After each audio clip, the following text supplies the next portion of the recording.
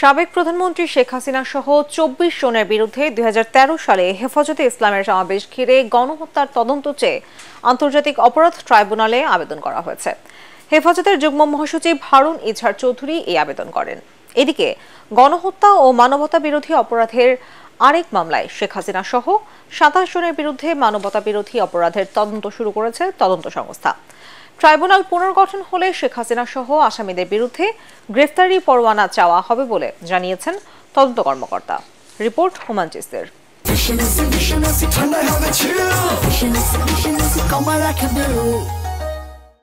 রাজধানীর শাপলা চত্বরে ২০১৩ সালে হেফাজতে ইসলামের সমাবেশ ঘিরে গণহত্যার তদন্ত চেয়ে আন্তর্জাতিক অপরাধ ট্রাইব্যুনালের তদন্ত সংস্থায় আবেদন করেন দলটির যুগ্ম মহাসচিব হারুন ইজহার চৌধুরী।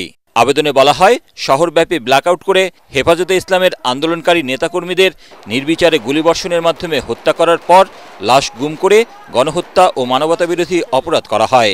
আমরা আন্তর্জাতিক অপরাধ ট্রাইব্যুনালের তদন্ত সংস্থায় একটি অভিযোগ দায়ের করেছি, যেখানে ৫ই মে শাপলা চত্বরের হত্যাকাণ্ডকে আমরা মানবতাবিরোধী অপরাধ এবং গণহত্যা হিসাবে তদন্ত চেয়েছি এবং যার বিচার আন্তর্জাতিক অপরাধ ট্রাইব্যুনালে যেন হয় সেই আবেদন আমরা করেছি। এদিকে গণহত্যা ও মানবতাবিরোধী অপরাধের আরেক মামলায় সাবেক প্রধানমন্ত্রী শেখ হাসিনা, জাসদ সভাপতি হাসানুল হক ইনু, ওয়ার্কার্স পার্টির সভাপতি রাশেদ খান মেনন সহ ২৭ জন ও সংগঠন হিসেবে আওয়ামী লীগের বিরুদ্ধে মানবতাবিরোধী অপরাধের তদন্ত শুরু করেছে ট্রাইব্যুনালের তদন্ত সংস্থা।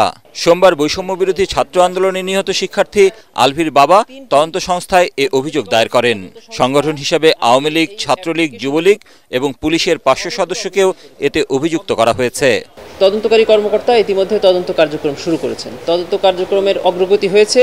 তারা আসামিদের প্রোফাইল ইতিমধ্যে রেডি করেছেন, ঘটনার পটভূমি রেডি করেছেন, ঘটনার বেশ কয়েকটি অভিযোগ তারা ইতিমধ্যে পেয়ে গেছেন।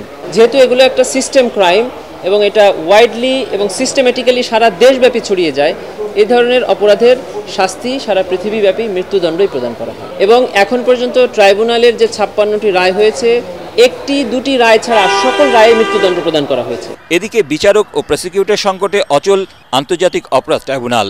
ট্রাইব্যুনাল পুনর্গঠন হলে শেখ হাসিনা সহ আসামিদের বিরুদ্ধে গ্রেফতারি পরোয়ানা চাওয়া হবে বলে জানিয়েছেন তদন্ত কর্মকর্তা।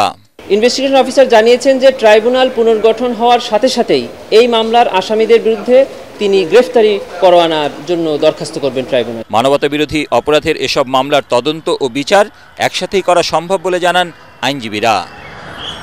হুমায়ুন চিস্তি, এটিএন বাংলা, ঢাকা।